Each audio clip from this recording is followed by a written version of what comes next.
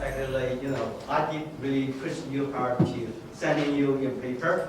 But me, myself, has not finished my paper. So it's really not a model Communist Party member. Too bad. But I decided to do this presentation very late. So which didn't allow me sufficient time to, particularly to do empirical study. So without empirical base, it's really hard to, write out the paper. So basically, the transition is about, some, really preliminary idea. It's actually, it's not well connected,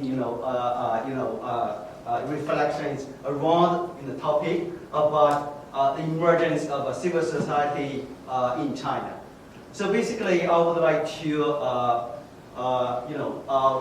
discuss about, in which context, intellectual context, I like to discuss this theme, and try to explain what I mean about scientific capacity.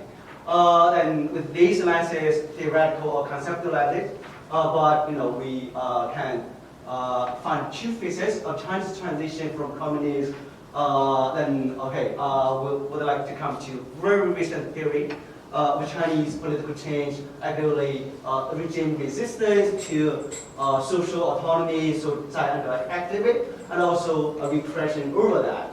So I'm also very briefly concluding remarks. So basically, I try to suggest a utilitarian approach. Basically, this approach, with this approach, I suggest that ineffectiveness, inability, and deficits of authoritarian governance leads to democratic transition. Basically, not about maybe values or things like that, but really utilitarian. When authoritarian government is not able to resolve those problems, challenges to governance, so democratic transition may take place. Intellectually, we may go back to Samuel Huntington, his classic, Political Order in Changing Societies, published in 1966. On the first page, actually, this leading political scientist, he mentioned that he discussed that. So look at those different countries, particularly the United States, Great Britain, and also the Soviet Union. They have very different forms of government. But in all three systems, the government governs. So he thought at that time, as by this standard, those three different governments, were basically the same. But after that, we saw that we're in Soviet Union today, actually. But the United States is still there, even we suffer a lot from its foreign policy, but it's still there. Great Britain, I think, in foreseeable future, even they have crises, problems, troubles, but United States, UK, so the political system, the government is stable. It governs, yes, but the Soviet Union, they didn't govern, actually. So I think the fundamental difference of governments between those, states like American democracy, British democracy, and Soviet Union as totalitarian or authoritarian in broader sense.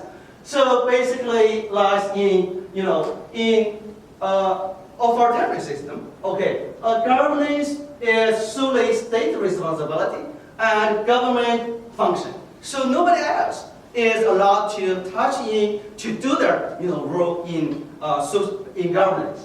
But in, democracy, particularly United States, as Tocqueville, many years ago already highlighted, actually, civil society takes a major role in democratic governance.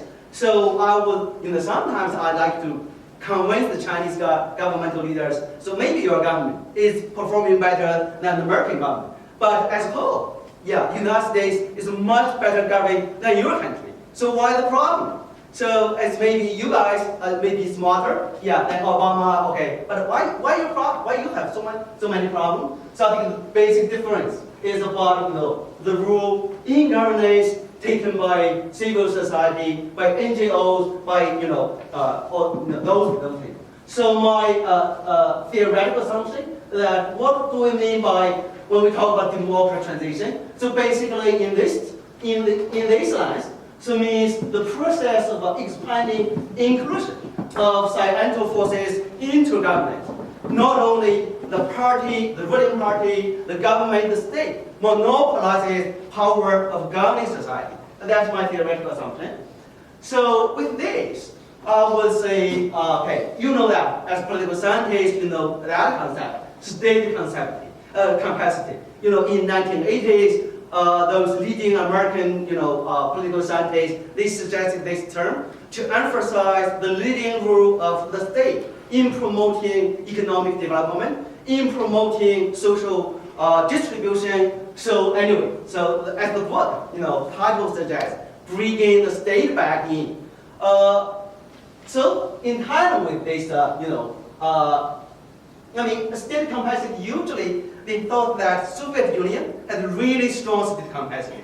Actually, if you look at China, even today's China, let alone Maoist state in 1960s, so the state capacity was even stronger than former Soviet Union. So basically, they thought that state capacity with authoritarian is stronger than democratic state.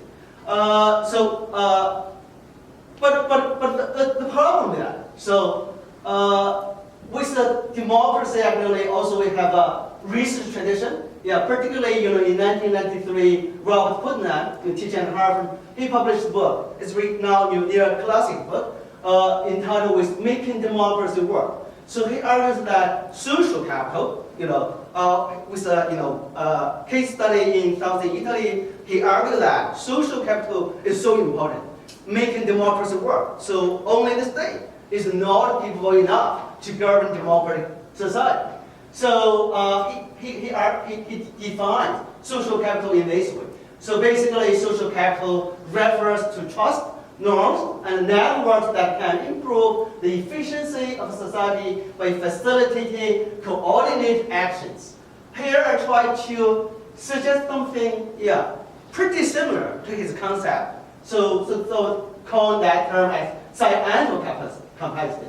I really have problems to define that at this stage. I would like to get your idea to further, refine my definition of Sciential capacity.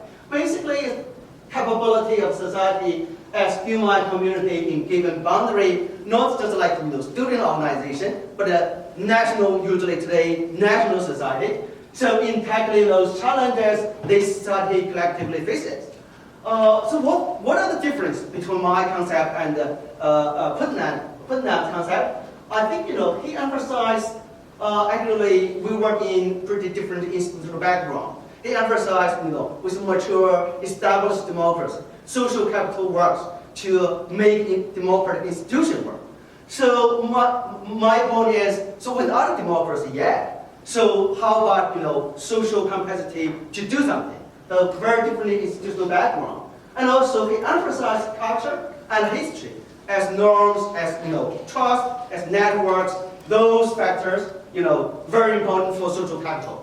I emphasize organizational factors, institutional factors, and even societal elements as movement actually. And also the most important, he emphasized that that's capital. So my point is society itself as actors, not only something as investment, but society itself as actors. So we are on the same line, but I try to add something new to this line. So with this concept of Sciential capacity, so basically we can find that transition from communism until today can be divided into two phases. Phase one, transition from totalitarian to post-totalitarian, authoritarianism. Professor Pei mentioned that yesterday, and also Sijian, also discussed a lot today. So this transition, we found that basically, because of economic material scientific, for the state, for the whole society or the nation, and for individual citizens.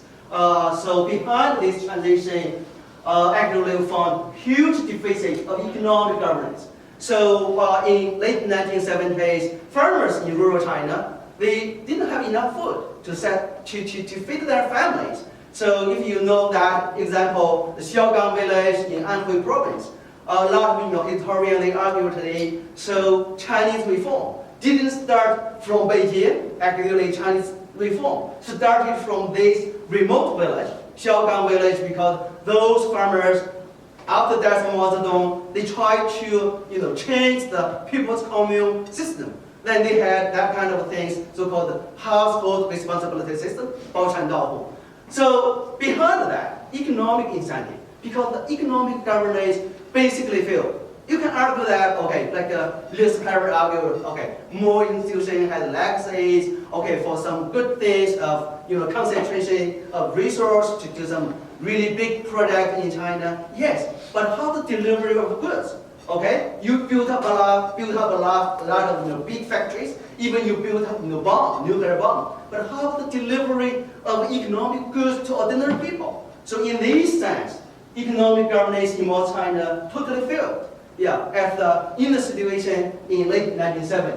So why the government allowed those farmers to do that? Actually, when those farmers got together to suggest this reform, they had to say, okay, about maybe 17 households, they had agreement with each other to say, if I'm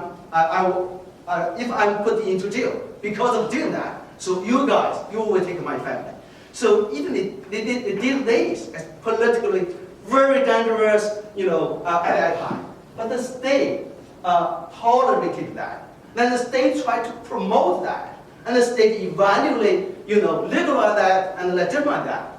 So why this, toleration? So basically, my argument is that so because the government is not able to do that, so now they did that. So the political essence of this tradition is that the omnipresence and omnipenetration of the state to economic activities. At that time, in late 1970s, 97% of goods, the process of that were determined by the State Planning Committee in Beijing. Yeah. So only 3% of goods, the process was determined by local government or the market. So totally state planning.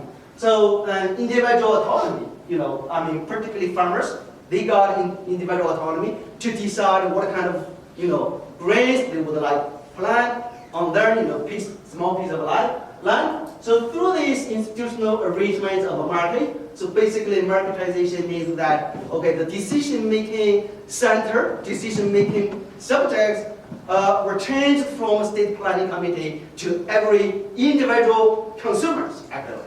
So that means the state retreated from the private sphere about my food, about my family food life. So this transition, was actually retreat of state, but it really produced high cost and challenges, basically deteriorating public spirit. So I want to make my own money for my own family house. So how about public spirit and have public goods? So ignorance of public goods, even the government.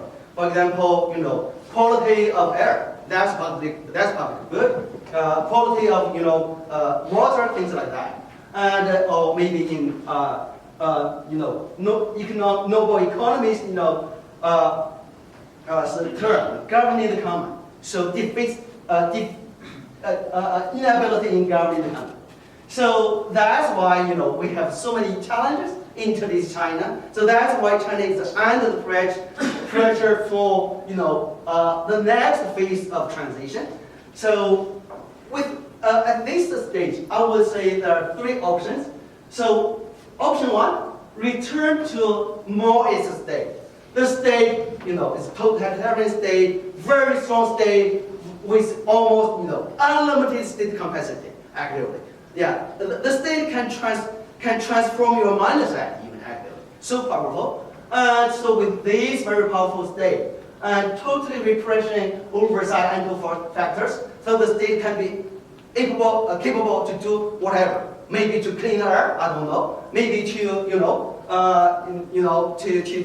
I don't know, can resolve all the problems. But anyway, this way of thinking is pretty popular in China, actually in Chongqing, Guoxilai. I think it presents this way of thinking. So I call it statization or re-statization. So the state controls everything, and state promised that I can resolve all the problems for you. The second, option is actually the current existing option adopted by the government. Yeah, the government, today's Chinese government is not a Maoist government. That's why Guoxilai was put into jail. Actually, their way of thinking is to insist on the Deng Xiaoping model. That means further privatization, leaving public issues to further privatization. When you have more money than yesterday, you can solve all the problems. So basically, this neoliberal, way of thinking. So not only privatization of property, not only privatization of material things, privatization of everything, actually. Yeah. So the privatization in this sense. And also there is the third option, which is to promote scientific capacity.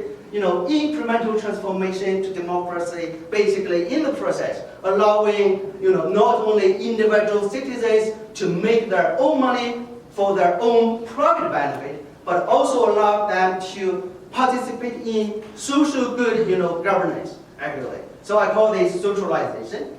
So basically, we don't know, actually. Today, all three options are presented in today's China, and different people, different groups, they really have different ideas in this regard.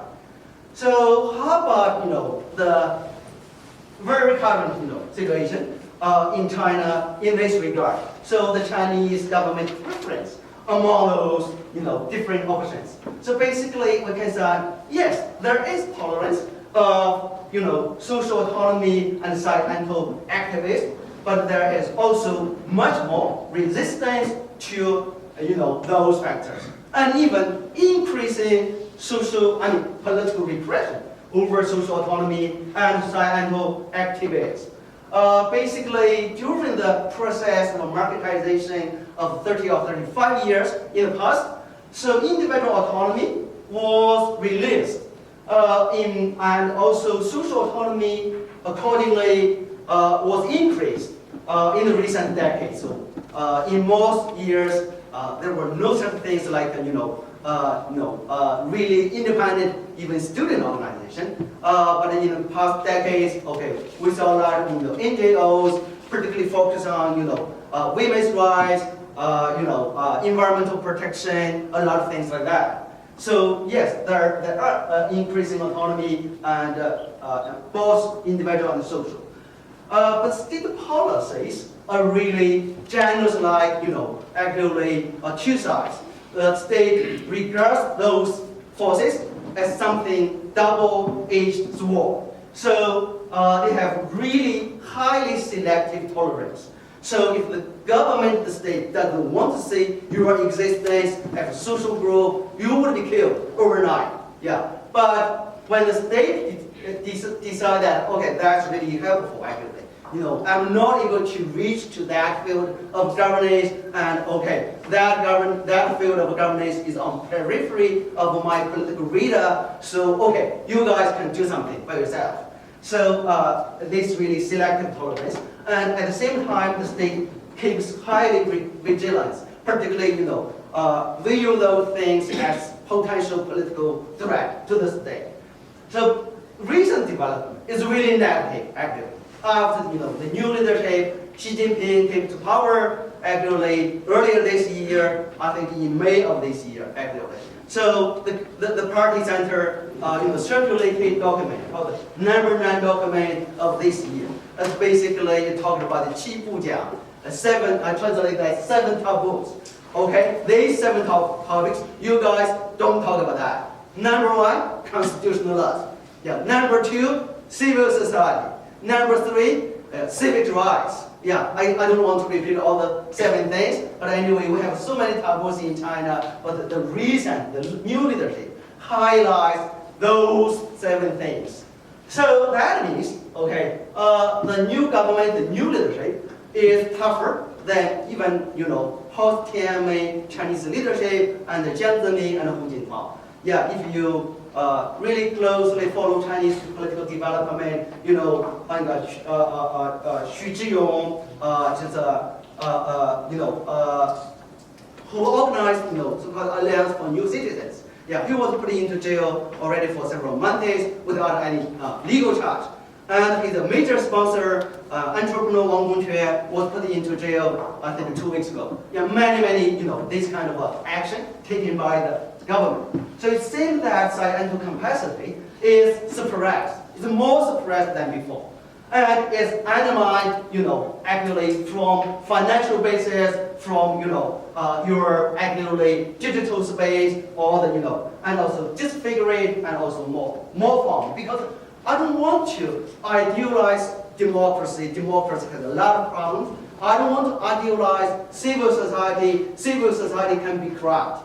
But actually, when you have this kind of suppression, yeah, they become more corrupt. Yeah, if you know those so-called official sponsoring, yeah, of civil society, not really civil society actually, because they are not independent, maybe semi-independent. Yeah, like Red Cross in China. Yeah, #1 corrupt, actually, so-called non-governmental official organization in China. But anyway, my argument is that state repression is not helpful in this regard to keep them cleaner. Yeah, state, intervention, state involvement makes them more corrupt, actually. Okay, yeah, I'm going to finish my presentation. So basically, my concluding remarks include 3 points. First of all, let's talk from bottom to top. Initially, actually, if a civil society scientific capacity is developed, I don't see, there is a dichotomy between state capacity and scientific capacity. Actually, society is well governed. You usually has to, incorporate both, capable government, limited but capable government, and also, very active social organizations. So in that situation, we have a win-win situation. Democracy, I said, cannot be idealized, but democracy provides basic framework for this kind of institutional arrangement. So with democracy, you can organize your independent, civil organization, that you work with the government or against the government in whatever way. So you have a win-win, situation. But in today's, China, that would be something just, both laws actually, because the civil society is under, suppressed, and the government lost its capability to resolve those problems. Otherwise, the government can be helped by those organizations. And so we will see further crises of governance. The government is capable to promote economic development, but the government is particularly impotent in dealing with those problems like, the gap between the rich and the poor, and environmental crises, a lot of things like that. So I would say accumulated crisis of governance.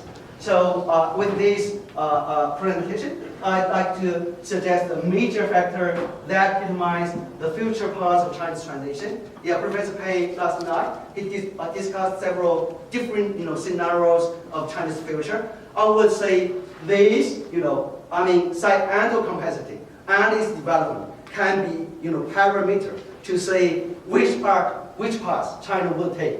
If this capacity is developed, actually an incremental peaceful transition, that possibility will increase. Otherwise, no, I don't know. Okay, thank you.